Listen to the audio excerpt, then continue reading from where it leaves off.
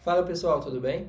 Meu nome é Fabrício, eu sou estudante de Engenharia da Computação no Cefet Belo Horizonte e participo também da turma de Computação Competitiva. Através dela, eu vou estar trazendo aqui para vocês a resolução de um exercício do CSS, Caminhos de Comprimento Fixo 2. Aqui um breve sumário do que a gente vai estar vendo nesse vídeo. Primeiramente, eu vou apresentar o problema, como está no CSS, o que é esperado. Depois, vou mostrar a técnica, né, que vamos estar utilizando. Posteriormente, vou fazer a modelagem da solução e, por último, a codificação. E para encerrar o vídeo também, vou deixar alguns problemas relacionados, né, de árvores aqui para vocês. Vamos lá? O problema.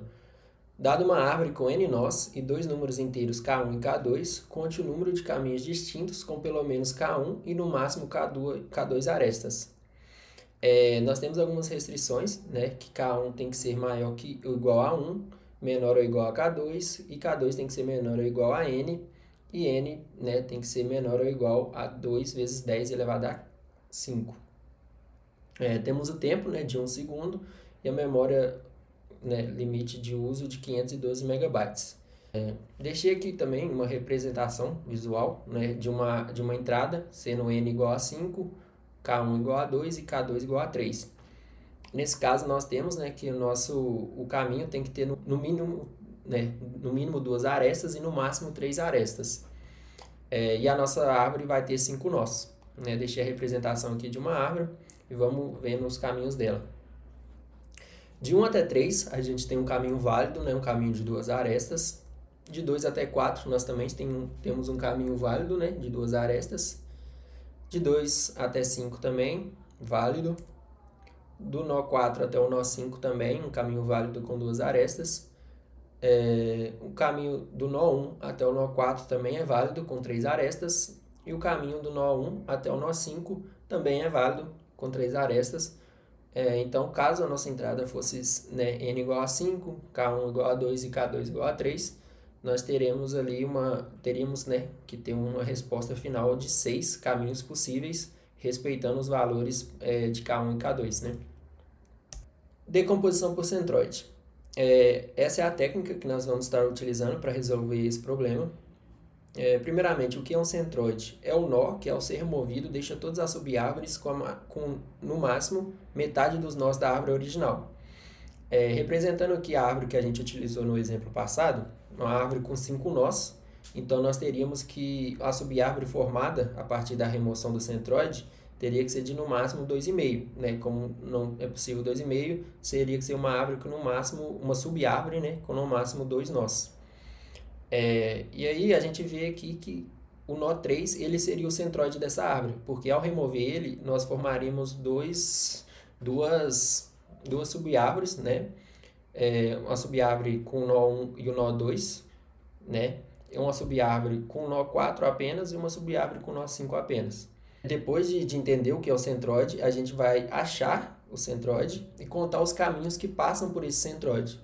Depois nós vamos remover o centroide e repetir esse processo para cada subárvore restante. Porque aqui no caso do exemplo é uma árvore pequena, né, com 5 nós, então as subárvores já ficaram muito pequenas, mas, né, no teste será utilizado árvores maiores, então as subárvores, consequentemente, também a gente vai repetir esse processo de achar o centroide, contar os caminhos que passam por ele e remover. Por que funciona? Porque todo caminho passa pelo centroide de algum nível. Nenhum caminho, então, é perdido. Sobre a complexidade, nós temos aqui que a profundidade da árvore de centroides é O log de n. E utilizando a soma de prefixos em cada nível, né, nós teremos que a complexidade total final será de O n log de n. Agora aqui na parte de modelagem de solução, né, a gente vai ver como implementar isso, né, antes de fato ir para a parte de codificação. Primeiro a gente vai fazer uma DFS, né, para contar o tamanho de cada subárvore, encontrar, né, o centroide C. Depois vamos fazer uma DFS a partir de C para calcular a distância V, né, que seria a distância, o número de arestas entre C e cada nó V, né. E depois vamos contar os pares válidos. Como a gente pode ver aqui na árvore de exemplo, né, um caminho UCV tem comprimento a distância de U até C mais a distância de C até V, né? Queremos contar todos os pares onde essa soma esteja entre K1 e K2. Agora a gente vai começar a parte de codificação do problema. Eu já estou aqui com a minha ideia aberta. No caso, eu vou estar utilizando o VS Code. Já fiz algumas inclusões aqui, né? Já fiz a inclusão da biblioteca que a gente vai estar utilizando, né? Que é a Bits STD C++, que é uma biblioteca que automaticamente já inclui outras bibliotecas que a gente vai estar utilizando. Também já fiz a inclusão do User Namespace. Vou começar de fato a resolução. E eu vou estar definindo uma constante, né, de variável máxima, que o problema diz que pode ser até 200 mil, então a gente vai definir uma constante de 200 mil, né, com mais uma margem de segurança. Então vamos definir ela 200 mil mais 5, então uma margenzinha de segurança. Agora, pessoal, o próximo passo, nós vamos estar declarando a lista de adjacência,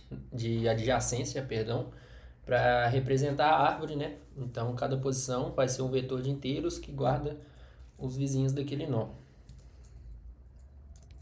Vamos fazer a declaração do array, né, que a gente viu no slide, que é o SZ. Eu vim passar para ele o tamanho máximo. Que esse array vai ser responsável por guardar o tamanho de cada subárvore durante a busca pelo centroide. Né? Então, a gente vai precisar saber quantos nós tem em cada subárvore para decidir se aquele nó é o centroide ou não. A gente também vai estar declarando dois variáveis, na verdade, dois arrays mesmo, perdão, de contagem.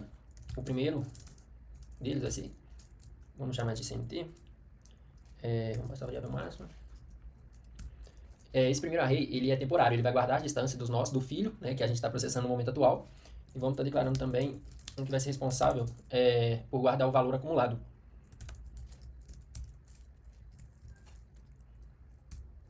Ele vai ser responsável por juntar a distância, né, de todos os filhos que já processamos, mais o próprio centroide. E é ele também que faz o papel do array de contagem que eu mostrei no slide do modelo de solução. Depois de declarar esses dois arrays, a gente vai estar declarando também um booleano para a gente conseguir marcar os centroides que já foram processados, para a gente, assim, quando tiver as chamadas recursivas nos níveis seguintes, esse nó ele tem que ser completamente ignorado, e então a gente vai marcar ele. Depois disso, a gente vai estar declarando a variável que vai ser responsável por, a gente vai utilizar long por estar recebendo a resposta, né, final. E vamos estar declarando as variáveis que vão receber os valores de entrada, né, no caso o n, k1 e k2. E por último, vamos estar declarando duas variáveis auxiliares, né, que vão ser as variáveis que vão nos ajudar a guardar a profundidade, né, encontrada nos nós do filho que a gente está visitando. Então vai ser vamos chamar de profundidade filho. Tem que declarar, vai ser do tipo inteiro mesmo. E vamos declarar também profundidade máxima, que vai guardar o maior valor, né, da própria profundidade do filho entre todos os filhos do centroide atual. Agora a gente vai começar a declarar as funções que nós vamos utilizar para a resolução do problema. A primeira delas, a gente vai definir uma função que calcule o tamanho das subárvores, né? Então vai ser uma função que vai retornar um inteiro para a gente. E ela vai receber como parâmetro dois inteiros, né? Inteiro U e inteiro P, que vão ser o que? O U ele vai ser o nó atual, e o P ele é o nó pai, né? Que ele serve para não voltar pelo mesmo caminho, né? Então a gente vai começar também inicializando o array do tamanho com 1, né? Porque o próprio nó, né? O nó atual, ele já conta. Então a gente já inicializa ele com 1. E aí depois, né, a gente vai percorrer todos os vizinhos de 1, né, e vai fazer duas verificações, que é se esse vizinho ele não pode ser o pai, né, então ele tem que ser diferente de P, e ele também não pode ter sido removido, né, marcado como removido. Então, a gente vai percorrer ele com os vizinhos de U, com for, e a gente vai verificar essas duas condições. E V tem que ser diferente do nó pai. E V também tem que ser, não pode ter sido removido, marcado como removido.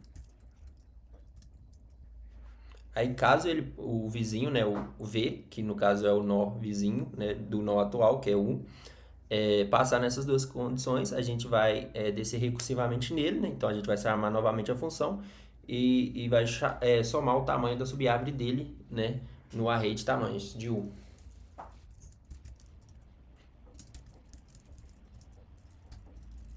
E aí a gente passa como parâmetro o vizinho e o U, né, que vai ser o vizinho vai se tornar o nó atual e U, né, que a gente está passando como parâmetro, vai se tornar o nó pai. E aí depois, né, a gente vai retornar o tamanho de U. E aí está finalizada a nossa função do cálculo do tamanho das subárvores. Agora a gente vai estar declarando uma função muito importante, que é a função para a gente encontrar, né, o centroide. Então também é uma função que vai retornar para a gente um inteiro. E essa função ela vai receber 3 parâmetros, tá? O primeiro parâmetro, os 3 são inteiros, né? O primeiro parâmetro, eu vou estar chamando ele de desejado, porque ele tem que ser, né? A metade do total de nós da subárvore atual, né? Porque como a gente tinha visto no slide, nenhuma subárvore resultante pode ter mais do que a metade, né, da árvore original para que ela seja o centroide, né? Então a gente vai estar passando esse parâmetro e vamos passar novamente o nó atual e o nó pai. Depois disso, a gente vai também estar percorrendo os vizinhos do nó U, né, do nó atual. E dessa vez nós vamos fazer a verificação de 3 condições. 2 delas são as mesmas, né, da função de calcular o tamanho, que vamos verificar se o vizinho ele é diferente do nó pai, se ele já foi marcado como removido, e também vamos verificar se ele é maior ou igual, né, à variável desejado. Então ele tem que ser diferente do nó pai e não pode ter sido marcado como removido. E também tem que ser maior, né, do que maior ou igual do que o nosso parâmetro desejado. Porque se ele for maior ou igual, né, esse parâmetro desejado, significa que o centroide não é U, e o centroide está mais fundo nessa direção, né, porque aquela subárvore vai ter nós demais. E então a gente continua descendo recursivamente para esse vizinho. Então a gente tem que fazer essa chamada recursiva. E aí a gente passa novamente os parâmetros desejado, o vizinho, né, que se torna o atual, e o atual que se torna o pai. E aí, caso nenhum vizinho... E aí, né, a gente vai retornar U, né? E se nenhum vizinho satisfaz a condição de ter a subárvore, né, maior ou igual ao desejado, então nó atual U é o próprio centroide, né? Porque se a gente remover U, nenhuma das subárvores restantes vai ter mais que a metade dos nossos totais, né? Como a gente tinha visto essa definição já nos slides. Agora, a próxima função que a gente vai estar implementando vai ser a de coletar as distâncias, né?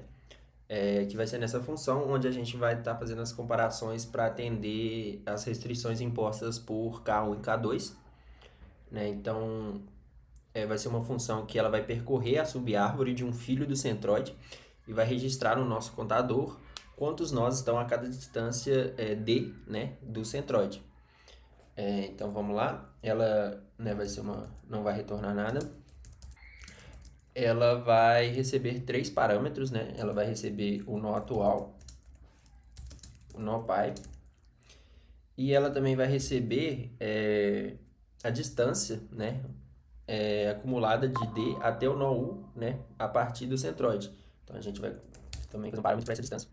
Agora, a primeira verificação que a gente vai fazer se a distância já ultrapassou K2. E aí, então, se isso acontecer, a gente já retorna imediatamente, né? E não visita mais ninguém, porque não tem sentido continuar descendo por qualquer nó, né, que a gente encontrar daqui para baixo, porque vai estar uma distância maior que K2 do centroide.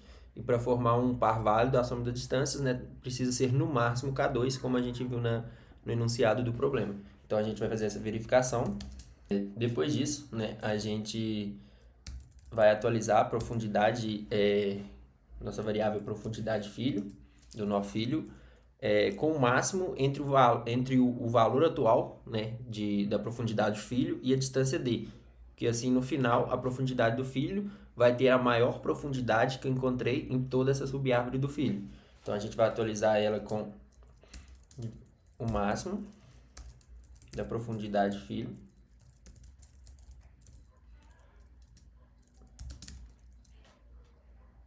e a distância d.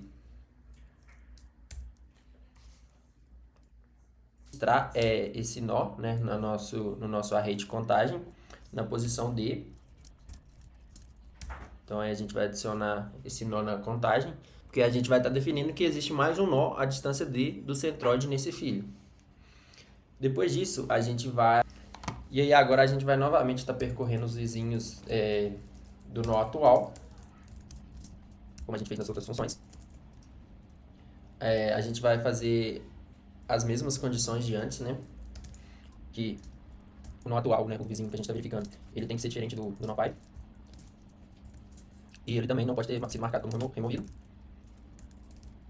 E a gente vai passar essa distância, a gente vai chamar, né, novamente, recursivamente, e vamos chamar, e vamos passar a distância de mais 1, porque em cada aresta que percorremos, aumenta a distância em 1. Então, a gente vai chamar a função, vamos passar para ela o nó vizinho, né, que vai se tornar o nó atual. O nó atual, que no caso vai sendo passado como nó pai, e a distância, a gente vai somar mais 1. E aí a gente finaliza a nossa função, né, para coletar a distância do caminho que a gente está verificando. Agora a gente vai estar finalmente declarando a nossa função principal, que é a função, né, de fato de decompor o centroide, que é onde a gente vai estar utilizando todas as outras funções que a gente declarou. Então, vamos lá. A gente vai chamar ela de decompor. E ela vai receber como parâmetro o nó 1, né, que é a entrada da subárvore que a gente vai processar. Depois disso, a gente vai calcular o tamanho da subárvore, né? A gente vai declarar primeiramente nosso centroide. E aí, para calcular esse centroide, a gente vai precisar apenas de uma linha, né? A gente vai calcular o tamanho da subárvore, utilizando a função que a gente declarou, né, de calcular o tamanho. E vamos passar o resultado, né, dividido por 2 direto para a nossa função, né, getCentroid, de descobrir o centroide. Então, vamos lá. Primeiramente, a gente vai chamar a função de encontrar o centroide. E aí, a gente vai passar como parâmetro, né, para ela o tamanho. Então, a gente vai chamar a função de tamanho. Vamos passar os parâmetros, né? Esse menos 1, no caso, eles são, né, que aparecem aqui, vão ser o pai de 1. Né? Como 1 é a raiz desse nível, ele não tem pai. Então, a gente passa o menos 1, né, que é um valor impossível, já que o nós vão de 1 a n, assim a função, né, não bloqueia nenhuma direção. E aí a gente vai dividir, né, esse valor por 2, e aqui a gente já consegue encontrar o nosso centroide. O próximo passo a gente vai marcar como o centroide, né, como removido.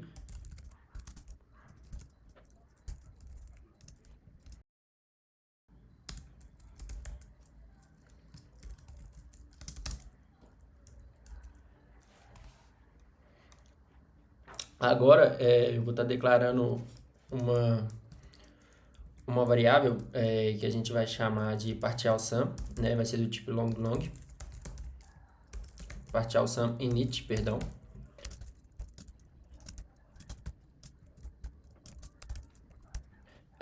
Ela vai ser responsável, né, por representar quantos nós de acumulados consegue parear com um nó a profundidade 1. E também estou utilizando nela um operador ternário, né? Ele é praticamente um if, né, em uma linha só, que diz que se K1 for igual a 1, começa em 1, se não, começa em 0. Depois a gente vai abrir o primeiro for, né, da nossa função, que ele vai ser o for dos filhos do centroide.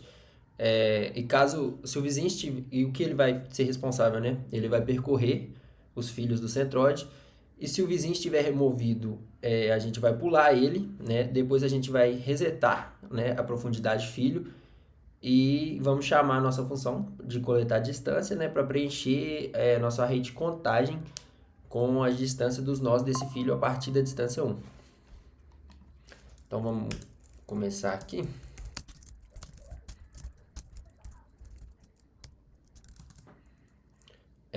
Um for, né, para percorrer os vizinhos da centroide. E aqui a gente vai verificar se ele foi removido. Caso tenha sido, a gente continua. Aqui a gente vai inicializar a profundidade do filho em 0. E vamos chamar a função de coletar distância. Passamos os parâmetros B, centroide. E como distância nós vamos passar o valor 1, né, a partir da distância 1. Vou declarar uma variável chamada partial sum. E vou inicializar ela com a nossa variável partial sum init. Porque o partial sum, ele é uma variável que ele vai guardar quantos nós no total, quantos nós, o nosso array total de contagem consegue parear com a profundidade que a gente está visitando agora. Então, em vez de somar o intervalo inteiro, né, do nosso array de contagem total, a gente vai guardar o resultado aqui e só atualiza o que muda a cada passo, certo?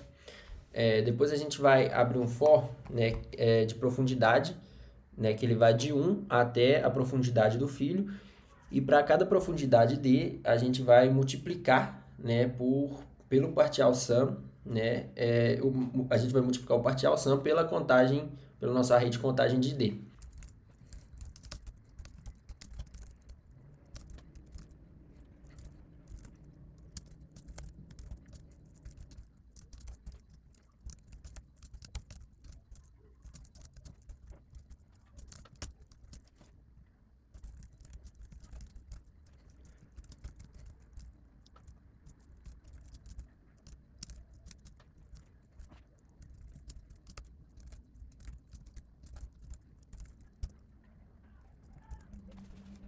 Aqui eu abri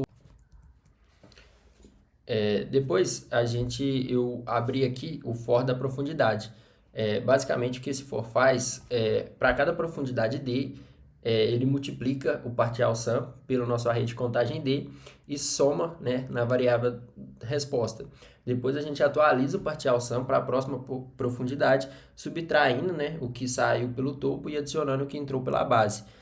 E esses ifs, né, sai maior que zero, entra maior que zero, eles evitam a posição negativa, né? Aí a gente fecha o for de profundidades. Depois de contar, né, os pares de filhos, eu faço 3 coisas. Primeiro eu vou atualizar o partial sum init com os nós desse filho que podem parear com o próximo. Depois eu vou incorporar as distâncias desse filho no nosso array total. E por último eu vou usar a função fill para limpar o nosso array de contagem. Então ficou assim, né, nossos dois fors dos filhos, né? Eu atualizei o partial sum init com os nós desse filho que podem parear com o próximo. Depois eu incorporei as distâncias desse filho no total, né, do nosso array de contagem total, para os próximos filhos possam consultar. Atualizei aqui a profundidade máxima, né, e utilizei o fill, a função fill, para limpar o nosso array de contagem. Ele recebe onde começa, né, aqui o nosso array de contagem,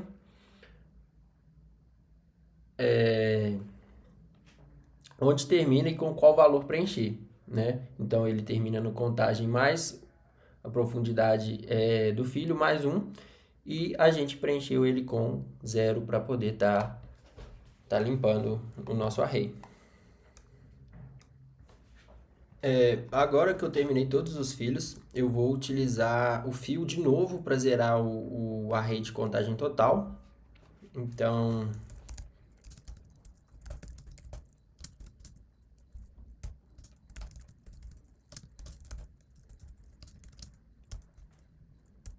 por último, eu chamo decompor, né, recursivamente para cada vizinho do centroide que não está removido, né? A profundidade da árvore de centroides é O log de n, porque cada subárvore tem no máximo metade dos nós. É isso que garante, né, que o algoritmo roda em n log de n. Então, a gente vai fazer um for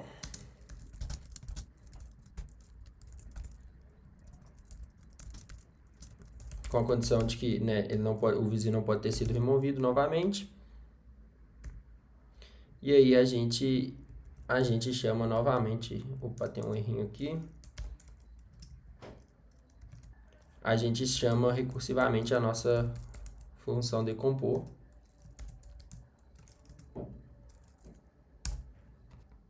E aqui fecha a nossa função de decomposição por centroide.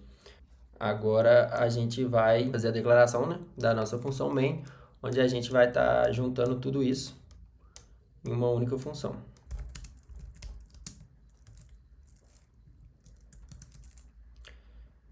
Primeiro eu vou desativar a sincronização entre cin e printf, né, para tornar a nossa leitura mais rápida, né.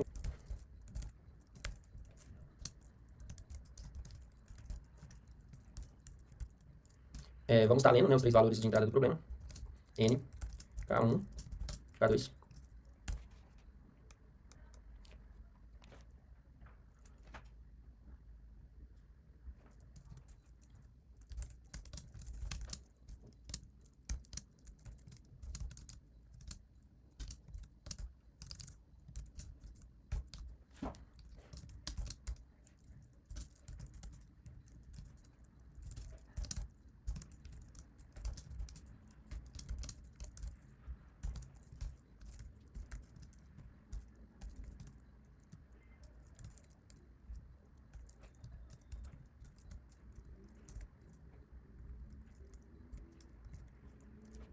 Aqui eu leio, né, as n menos uma arestas da árvore. Para cada aresta, né, eu leio os dois nós U e V e adiciono V na lista de adjacência de U e U na lista de adjacência de V. Nos dois sentidos, porque a árvore não é direcionada, faço isso n menos uma vez, porque uma árvore com n nós sempre tem exatamente n menos 1 arestas.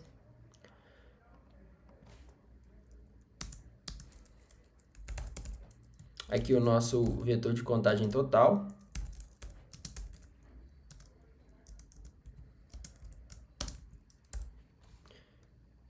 Que é um detalhe importante. Antes de chamar a decomposição, né, nossa função de decompor, eu inicializo ele na posição 0 com o valor 1, porque isso representa o centroide, a distância entre 0 de si mesmo. Eu faço isso aqui fora da função, porque esse valor precisa estar presente desde a primeira chamada, e ao contrário, né, das outras posições desse vetor total, que são limpas no final de cada centroide, essa posição 0 fica permanente em 1, né, durante toda a execução. E aí depois, né, de feito isso, eu posso estar chamando a função decompor. E por último, vamos fazer um cout. Nossa resposta. Vamos dar uma quebra de linha.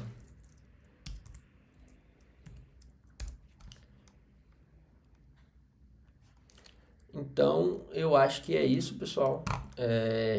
Eu vou estar submetendo no CSS e vamos ver se tá tudo certinho, né? Vou verificar aqui se não tem nenhum erro de sintaxe, nenhuma chave sem fechar, e a gente vê se vai estar aprovando.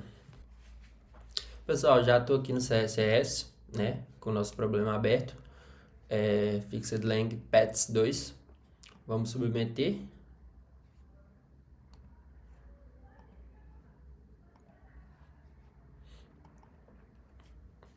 Escolhi aqui o nosso arquivo, .cpp, e vamos submeter.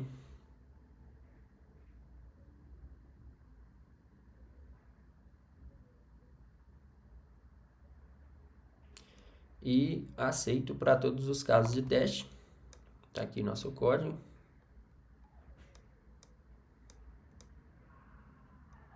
Muito bom, pessoal. É isso. E agora, pessoal, vou deixar para vocês alguns problemas relacionados, né? No caso, eu separei dois na mesma plataforma, no CSS. O primeiro que eu indico vocês é o Fixed Length Paths 1, né, que é o primeiro exercício desse que a gente acabou de fazer, uma versão um pouco mais simples. E no CSS também, né, Tree Distance 1, que utiliza aí DFS, né, exercitar DFS para a resolução dele. Então é isso, pessoal. Eu espero que esse vídeo tenha ficado claro para vocês a resolução, que tenha ajudado vocês de alguma forma nos estudos. Agradeço pela atenção. Lembrando que esse é um projeto coordenado pelos professores André Rodrigues da Cruz e Andrei Rinsa. Segue a gente no Instagram, se vocês puderem, escaneie o QR Code, segue a gente lá para dar uma força. Curte o vídeo, compartilha e se puder também, comente aí as dúvidas que vocês tiveram. E a gente está sempre respondendo quando possível. Fechou? Muito obrigado. É isso aí.